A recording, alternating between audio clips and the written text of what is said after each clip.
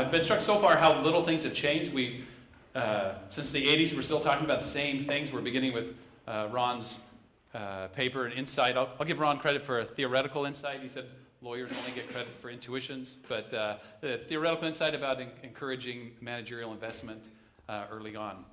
So what's different here than what's new? One is, at least the difference in the papers we presented so far, this is not a paper about indexes. I share Mike's suspicion about indexes generally, at least to lawyers. The finance infatuation with index is maybe more driven by result than theory here. So I'm not going to look at a particular index. I'm going to look at one particular provision. Hopefully it's an important one. We'll see. The other thing that's new, potentially, at least for me, is that I'm not sure I entirely believe my results. That is, at least I might contradict a position that I've held for recent years. I've for a long time not liked staggered boards and been pretty confident in my reasons for not liking staggered boards. But this has given me reason to reconsider or learn or change my mind or be perfectly hedged. So if I wait comments eagerly. If you say this is a paper's garbage, or if Steve convinces me Tobin's Q is just totally useless, I can just revert back to my priors and declare victory. Okay, so this is a paper about staggered boards. Staggered boards are important. I'm not going to waste a lot of time setting it up. The only thing to say is I think that it's pretty easy to argue that this is maybe the most important source of variation with shareholder control that there is. I'm less convinced that the other provisions in most of the indexes make sense, but I think staggered boards, if there is something that makes a difference to entrenched managers, this is probably it. So I want to focus just on staggered boards as a variation in the degree to which we insulate managers. Now, people don't like it. I'm not going to spend a lot of time here. A lot of shareholder proposals to remove them. When given the chance, shareholders vote them down. Shareholders adopt policy statements to say, hey, if we get a chance, we're going to vote against them. Proxy advisors, many people in the academy have not liked staggered boards for a long time, and there's been a lot of reason to think they're bad. In the US, many firms are now removing staggered boards. This is a well-known fact now. Many of the ones you've heard about have recently removed staggered boards, and in aggregate, we've seen a dramatic reduction in staggered boards. When a decade ago, maybe 20 to 30% of Fortune 500 firms were non-staggered. Now, over the last 10, 15 years, a massive amount of firms have begun to reduce the number of staggered boards. So it's important in the world of affairs. This is something that matters. People don't like them. Now, why all the fuss? Well, obviously, they may reduce firm value for reasons you know, and I'm not going to spend much time on them. Standard agency cost story gives plenty of reasons to dislike staggered boards, to entrench managers and insulate agents at principal's expense. And so I'm not going to spend much time there. Now, they may improve firm value. This is counterintuitive. As an American, we think elections work really well. It's hard to think of what would happen in the short run if you gave people immediate control. So I'll spend a little time saying why it might work. For reasons you know, you can protect managers can be insulated against opportunistic bids. They may extract gains through takeover premium, and the current debate, at least, is a little different. That is the application. That is, a lot of people say, well, maybe it'll protect against shareholder or managerial myopia. So if you can entrench management, they'll make the long-run kind of investments that shareholders like in the long run. And if you can just guarantee management that they'll be around, or that shareholders will be around to reap the gain in the long run, they'll be more likely to make these value-increasing investments. Or you might just if you can give management more incentive to make these firm-specific investments, or to exert the kind of take the actions that are costly personally, maybe they'll be more likely to make them and generate innovation, as others have suggested. All right, so this is I'm going to skip. People argue about short-termism. Many people in the room have said, well, it's plausible that it's a problem. It's also plausible to think short-termism isn't actually much of a problem, in part because the same investors that are supposed to make stupid short-term investment, as Jeff and others have pointed out, are the same ones who make these long-term investments in private equity funds and hedge funds. And so if they're so unable to understand the long run in the public firms, why can they suddenly understand the benefit of the long run by locking up capital in private equity funds? So I think there's reason to, at least I've always been suspicious about managerial claims about the long run, because I think it's usually a mask for self-interest, and the market myopia is easily understood in terms of agency costs, at least the claims to say, you know, you claim you're undervalued, but I haven't heard management often complaining about being overvalued. So it's potentially a problem. That is, staggered boards might be valuable if they encourage long-term investment. A reason, at least it strikes me as a plausible research question. Now, there is a fair number of evidence to suggest that shareholders' value drops when boards are adopted. The only thing I want to say here is that the evidence that's largely been suggested is mostly correlational rather than causation, and so it makes me a little cautious about most of it. The cross-sectional stuff is not totally convincing. Moreover, if staggered boards are so awful, Mike and I wrote a paper that said a lot of people adopt them. A lot of firms, when they go public, adopt it. Now 80% of firms that go public adopt staggered boards. And so if they're so awful, why do so many smart investors, private equity investors, LBO investors adopt them when they go public? So it seems to me that although the consensus has been they're bad, it's not, that staggered boards are bad, it's not totally obvious. So what's our paper about? If we have a contribution, here's our contribution. That is, I think we have a setting where there's causal, where we can identify the causal impact of staggered boards. This is not going to be just cross-sectional comparison, but some exogenous shock. And then we're also going to present some evidence on heterogeneity. That is, there's a lot of talk about average effects, but most of the claims that actually seem plausible, at least to me, about the benefits of staggered board are not generally applicable. That is, they might be applicable for a particular class of firms. And so we'd like to take a look at whether that's plausibly, whether the value of a staggered board depends on the kind of firm you are. It seems to me to be at least the right way to look at it. So what I want to take a look at is a staggered board particular legislation that's adopted in 1990. I recognize it's supposed to be a global corporate conference. It was the opposite of global. It's very narrow. It's on one particular state in the U.S. and it's back in the 90s. And hopefully it has some more general payoff. Corporation or where they are? Where they're incorporated. Yeah. Okay, so let me tell you a little bit about the statute. In 1990, there was a British firm that made sandpaper and ceramics that became subject to a takeover from a British hostile raider and offered shareholders a 50% premium, which management hated the idea of the 50% premium, so they tried to lobby shareholders, and shareholders gave them the finger, essentially. That's a euphemism. I'm on camera. Maybe I should. Means they politely demurred, and they sought to rebuff the takeover. They couldn't do it on their own, so what they did is they went to Massachusetts legislature and tried to generate popular opposition from labor and as an important constituency, and to get local legislature to protect them from the takeover bid. So what they did is they generated a lot of popular opposition. Dukakis and others invade against another attempt from a popular foreign power to interfere with our ability to shape our own destiny. There was this classic American move here to blame the foreigners, the incoming foreigners, and the Brits as a surprise dawn attack, a second British invasion. This is really great stuff. They burned the Union Jack on the steps of the state capitol. A lot of xenophobia. Michael Dukakis, then the governor, became very upset about this, and very militaristic.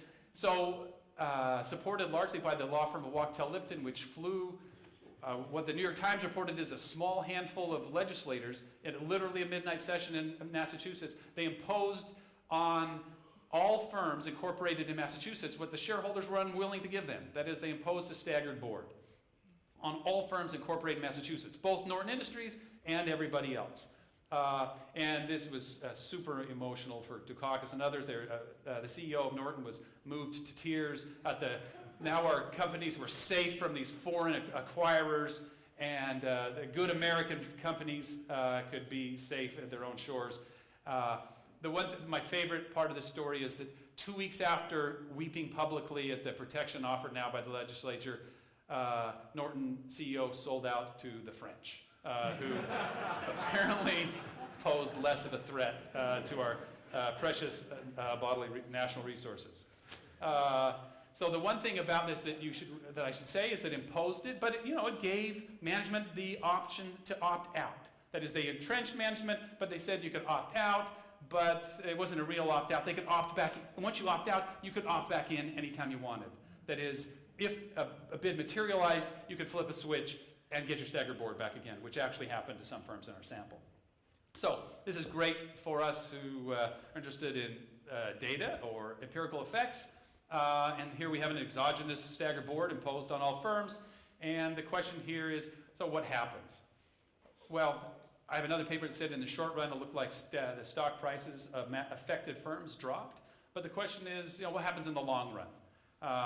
There's been a lot of debate lately about long-run investment and long-run value. So we thought we'd take a look at what happens if the value and investment in the long run. So here's my design. We're just going to compare firms that were affected with firms that were not, similar firms that were unaffected. We have an identifying assumption that says it's pretty straightforward. That is, the earlier incorporation decision would be unrelated to the effect of staggered board on firm value. We have a relatively small sample, so we're stuck with the firms in Massachusetts. It's about 58 firms, and we match them to similar firms in the same industry. We match on size and book to market and age and in the same industry, and it's a typical matched sample. Okay, so what do we get from here? That is on values of interest, there's no, the matches look pretty good. I'll be quick. The match on Tobin's Q, which Steve is going to tell me is useless, looks great, and he's going to say that's trivial because they're matching on something that doesn't matter.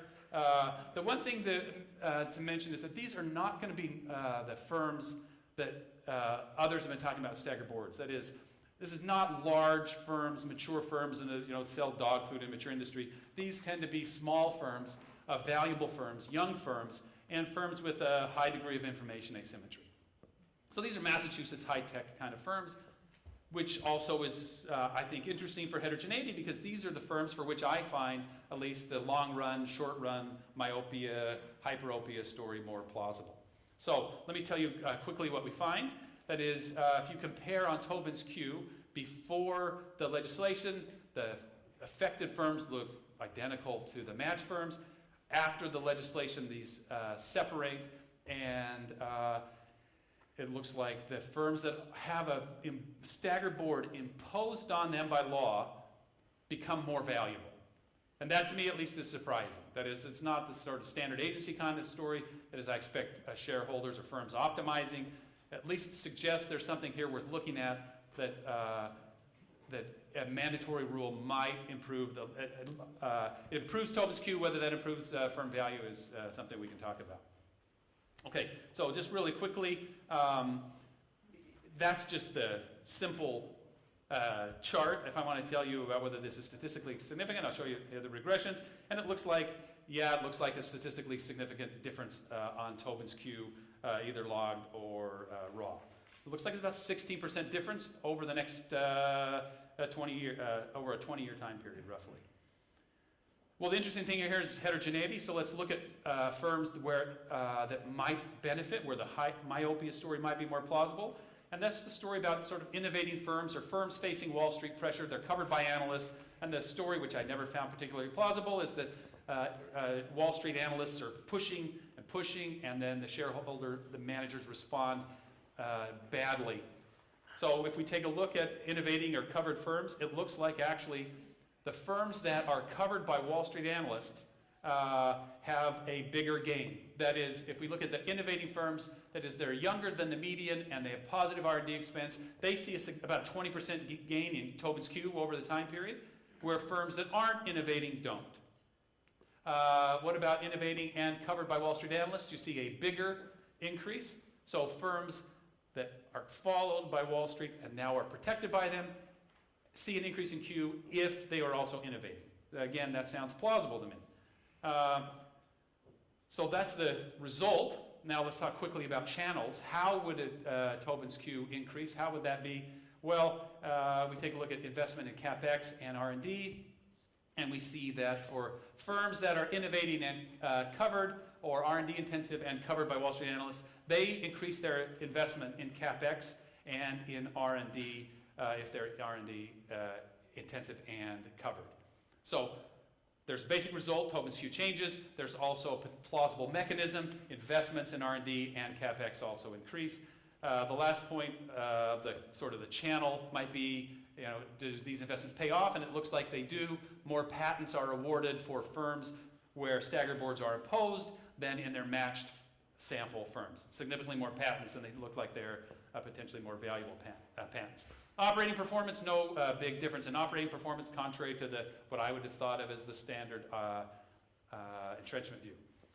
Doesn't look like it's just Massachusetts. The biggest question I'm concerned about is, what about matching? Maybe this is just a Massachusetts impact, so we compare Massachusetts firms that were unaffected by the legislation. They already had a staggered board, and it looks like there's no difference there. So at least it's plausible to me to think that this is not just a Massachusetts effect.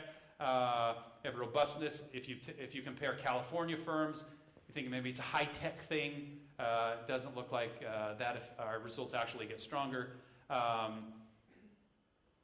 Finally, is one out of sample test potentially. If you just look at the IRC sample, that is the standard large data sets, we don't have exogenous changes here, but if you just look cross-sectionally, the firms that are younger, the firms that are R&D intensive, relatively high information asymmetries where you could plausibly believe the myopia story, see an increase in Tobin's Q over the same period. So that's a robustness check. I won't want to lean too heavily on that, in part because it's identified from a relatively small set of firms. No abnormal returns, but we wouldn't predict any. So the upshot here is that it looks like, to me, it is when a law imposes on a staggered board on firms, a certain subset of firms look like they might benefit. And it's a plausible subset of firms, that is young, innovative R&D firms where there's at least ex ante a reason to believe there's information asymmetry. They look like they, A, make more investments, B, get more patents, and C, at least see an increase in Tobin's Q. And that gives me some reason to think that maybe staggered boards are valuable for a subset of firms. And with that, I'd also like to thank the organizers for inviting me. It's a great pleasure to be here. You might be very scared about what I'm going to say. I could tell in your looks. So we'll see what you think. Okay, so here's the experiment. In 1990, a law was passed in Massachusetts that imposed staggered boards on all companies incorporated in Massachusetts. Okay, so it's a very straightforward diff setup. The treated firms are Massachusetts incorporated firms without staggered boards. There's 55 of them.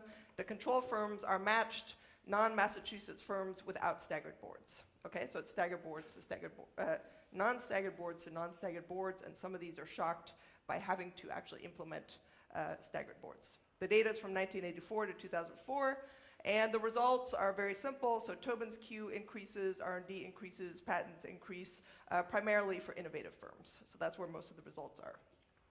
Okay, so here's my main comment, which is thank you. Okay, and let me explain why I'm actually very happy to see this paper, which you're like, whoa, I wasn't expecting that. And this is the reason why. So I put up a little cartoon which sort of summarizes my view of the staggered board literature. And in case you can't see it, so there's a guy driving a car here, and the sign says, "Caution, trees obscuring the view of the forest the next 5 miles." Okay, so what's going on here? Where's the forest? Where's the tree? So here's the tree. Okay, the tree is, we typically look at large firms when we look at staggered boards. This is a point that you also made. We look at listed firms. Okay, well, why do we look at listed firms? That's where we have the data, right? We look at US firms. And we look at firm outcomes, typically Q. Okay, so that's the tree. Where's the forest? So the forest is here. You see beautiful, much nicer looking than the tree. This tree over here is nonprofits. This tree over here is small listed firms. Over here we have private firms, and here we have outside US firms. Okay.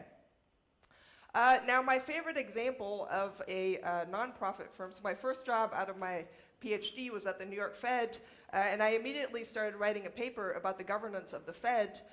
You know, and when they hired me, they said you have to do some policy work. That's not exactly what they were thinking of, but that's what I started doing.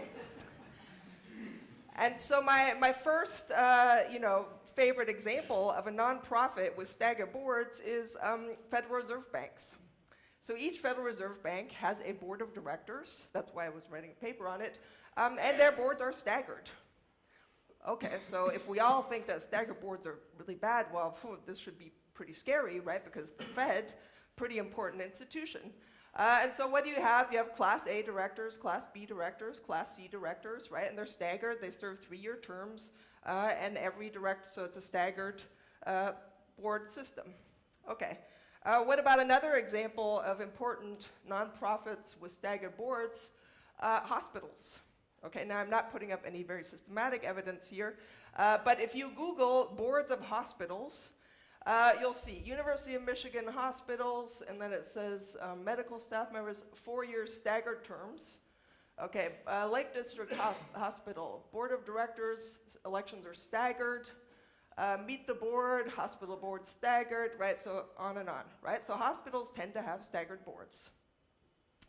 And if you look up advice for how to structure a board of a nonprofit, they'll say things like many organizations stagger terms of service so that 1/2 or 1/3 of the board is elected. Such policies encourage institutional renewal. So they actually recommend that the boards are staggered, okay? Now, what about private firms listed, or small listed firms? I don't think there's much systematic evidence, although maybe I think one of the previous papers mentioned 80% of IPO firms have staggered boards. And that's also, so and I found a quote that said 70% of IPO firms have staggered boards. So that suggests at least that staggering is important when firms are quite young. Now, what about outside the US? And I mean, I haven't seen any papers. I'm probably missing the literature, but all the papers that we've seen today are on the US, right? So I haven't seen much systematic evidence, and please let me know if there is systematic evidence. But the 2016 Glass-Lewis proxy guidelines for Europe, it says this, classified stagger boards and term limits, this is one of the items. Although we recognize that classified boards and staggered boards are common practice in most of Europe. So I'm like, okay, wait, so, you know, we're all thinking about staggered boards as being bad, but like in Europe, it's common practice. Nonprofits have staggered boards. Small firms have staggered boards. So, you know, there's a lot more going on to the staggered board question than we're actually looking at. Okay, so what is the point? Staggered boards may be the rule rather than the exception. And we have little evidence on small, unlisted nonprofits or firms outside the US. And this paper basically helps make the point that we are focusing too heavily on one tree. Now, we still have the firm outcomes here in this paper. We don't have the unlisted outside US, but we do have the small firms. So this paper is about small firms, and it does still have the firm outcomes. Now, one thing that I think, this sort of comes to one of my first suggestions, most, if not all papers in this literature focus on firm value. But there's actually very little evidence on the reasons or the mechanisms through which staggered boards potentially create or destroy value, right? So, and staggered boards is about boards. I haven't seen a single staggered board paper that actually talks about the boards, right? So one thing that I would suggest, if you can, like I would like to know, do directors have longer average tenure on staggered boards? Do we even know this, right? And if they don't, then this whole argument about, you know, entrenchment sort of goes away. And if they do, well, then perhaps it makes sense that the firms can be more innovative, right? Because the directors have longer tenures. And are the boards different? So if you have a staggered board, maybe there's a selection of directors into the staggered boards because you get precisely those people who do want to spend a long time on the board. Now, I like the paper a lot because it helps sort of divert attention away from the tree. But the main point of the paper is to make causal claims, right? And so here we have a cape in a bullfight, right? So if you're going to claim causality, it's like waving the red bull cape at a bull, right? So I'm going to have to give you some pushback on that. So this is actually a time period, and this is actually not just something that I want to point out for this paper, but many papers, when they do diff and diff, they forget to look at what else is going on, right? So I would say that it's not clear which firms are actually treated in this setting. The control firms may actually be treated by other events. So let me point out why I'm saying that. So you can't see this very well, but this is a table that shows the sort of time series of business combination, so when business combination laws were passed in different states. Okay, so like Arizona, 1987, so you see there's a lot of action around this time period, right? So the treatment here is 1990 law passage in Massachusetts. Well, in Nevada, 1991, business combination was passed, Oklahoma, 1991, Rhode Island, 1990, South Dakota. So if your control firms are in these states where business combination laws are being passed, well, you might have a problem. So my first question is, are control firms treated by business combination laws? And in that sense, maybe you're not picking up a positive effect of the Massachusetts law, but a negative effect of the business combination, right? So I think that there are easy ways to fix this, right? You take out the controls in the BC states. I would very much urge you to put in firm fixed effects. That would be pretty important. Okay, so what else is going on in this time period? Well, here what I have is a table that shows when banking deregulation happened. Okay, now this is a time period when lots of banking deregulation is happening. And what do we see? So like Arkansas, 1994, Colorado, 1991, Iowa, 2001, which is in the time period of your sample. Kentucky, 1990, Minnesota, on and on, right? So the control firms could also be treated by banking deregulation, right? And so in this case, you may ask, well, is the effect driven by the positive, effect from the Massachusetts law, or the fact that the control firms are being treated by the banking deregulation? Why might banking deregulation reduce value? Well, because you have an increase in competition, because there's more funding opportunities out there. So again, they're easy fixes, but I think it's important to do them. Okay. Another thing that I think would be interesting to do is to look at whether companies exit or choose to incorporate in Massachusetts. And I'm a little puzzled. Normally when we do diff and diff, we want to see the effect in a short time period. I know you have a story for this, but it's a bit odd. You didn't show these pictures, but basically you don't really see any effect until 1994, which is not very satisfying.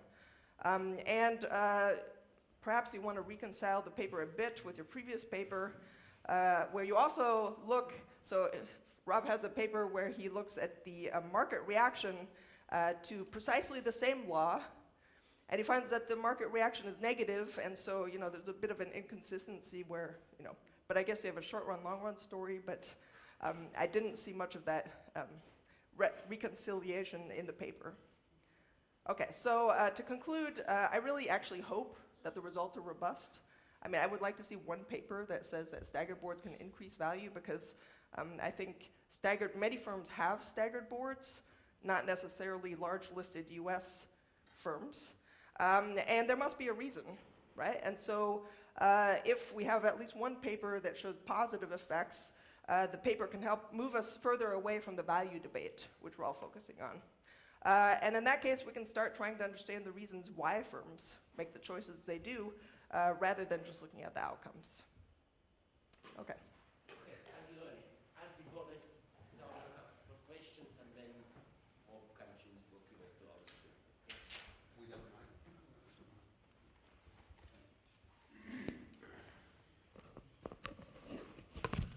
So, just to reestablish, some basic facts.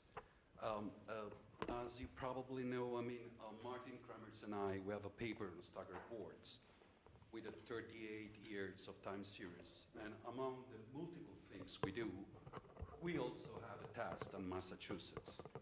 But we have a different interpretation of the test, because in your design, and by the way, my paper is publicly available. Unfortunately, I think your paper is not publicly available, right? I think so. For the conference, but we didn't find, something, in public venues. Yeah, right, all right. So you assume that in the 1990s, Staggered Boards became mandatory, right? The language of the statute says that are mandatory only for 2 years, because starting from 1992, the shareholders with a qualified majority, 2/3, can de-stagger the boards. Indeed, we did a simple test, and we checked in 1995 how many Massachusetts firms did have staggered boards, 70%. Meaning that 30% of the firms we observed de-staggered the boards. So, if you look at our research design, I think you should assume that staggered boards are mandatory only for 2 years. Indeed, and it's also consistent with the suggestion of your commentator, if you run the fixed effect, because in your diff and diff, you adjust the industry fixed effect. If you run the firm fixed effect, most of the results of the time series disappear for firms that did not have a staggered board before 1990 and then had a staggered boards in 1990 because of the exogenous shock. The effects on Massachusetts is essentially driven by the firms that did not have a staggered boards and did have a staggered boards before 1990. Okay. Thank you.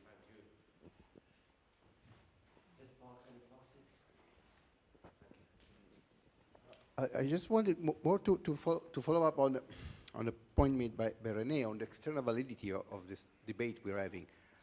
Well, in Europe, just to be clear, directors can be fired at any time. So, in a sense, staggered board, we observe here, do not have an entrenchment effect. Likewise, in Europe, in most countries, most jurisdictions in Europe, you can't engineer a poison pill. So, if you want to generalize the results that you have or other papers staggered board have to other jurisdictions, we have to think of functional equivalent. And that speaks towards making a more general point that, firms are heterogeneous.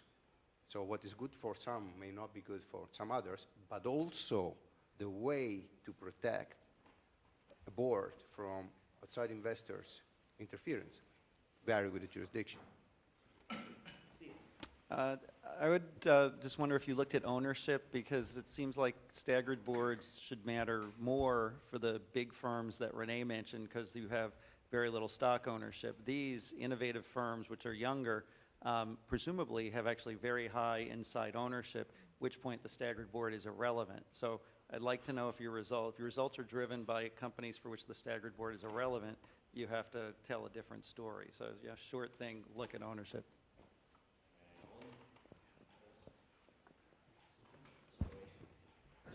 Just to follow up on Steve's question, I want to think back on the decision to include a staggered board on an IPO where there is some ownership. I wonder if at that point, I'm thinking what I would advise a company, the staggered board with ownership is an option, right? The cost of the option is whatever drop in the IPO price times my percentage, which may be 0, and I can exercise the option by getting rid of it if I think the impact on the stock price is too high. So one way of looking at it at the IPO stage is simply to treat the staggered board with control as, in effect, buying a very cheap option.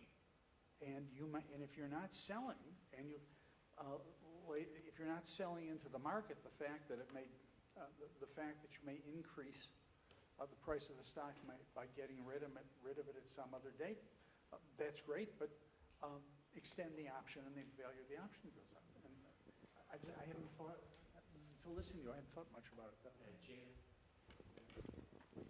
Relatedly, the price of the staggered board at the IPO stage may be an option with no cost, but you said you assume that the decision to incorporate in Massachusetts is independent of the value of the staggered board for the firm.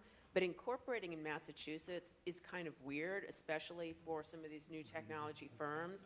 And it's not clear to me that that assumption makes sense, or that the decision to incorporate might not be priced more than the decision to have a staggered board. You know, there is at least some anecdotal evidence that these firms are really pushed to incorporate in Delaware. And you've got, you know, this other paper talking about the effects of Delaware incorporation. So I just, you know, Renee suggested reconciling this paper with the other paper. I would think a little bit about that paper as well. Okay, hello, you have 5 minutes. I'll be brief. So I start by saying thanks for the comments. I agree with almost everything. That is, I think it's a good idea to look more at boards. If we're writing a paper on staggered boards, we ought to say more about the board membership. I think that makes sense. I assume the tenure is longer, but we ought to take a look. Other people have looked at the effect on takeover probability, so I was sort of just relying on that, but we ought to take a look at the board characteristics. I think that's right. As to whether or not our control firms are actually treated, there I don't understand. There I disagree probably. That is, I don't think business combination statutes are a plausible treatment.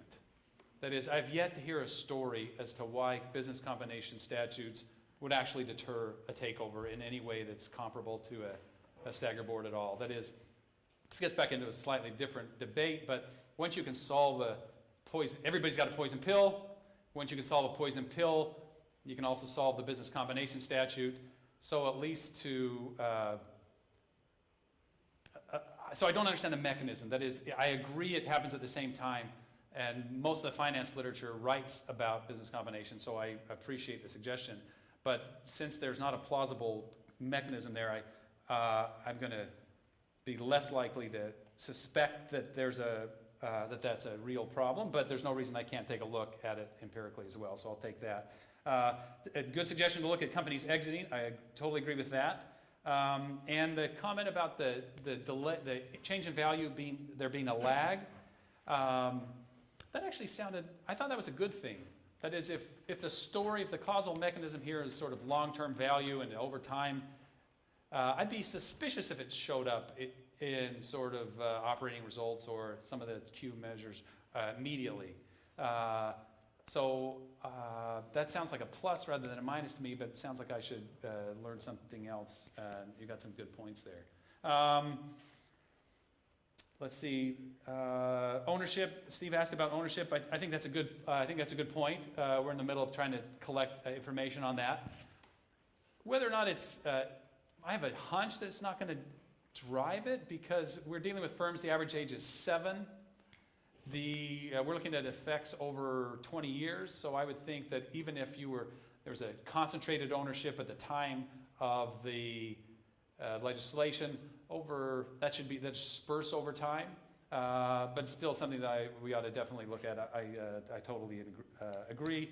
And as to whether or not they were for only 2 years, I disagree. And whether or not 30% actually de-staggered in a binding way over shareholder proposals, I just don't see that. But I can go back and double check, and there ought to be an answer to that. I don't think that's right, but I'm happy to double check, and if that's right, let you know.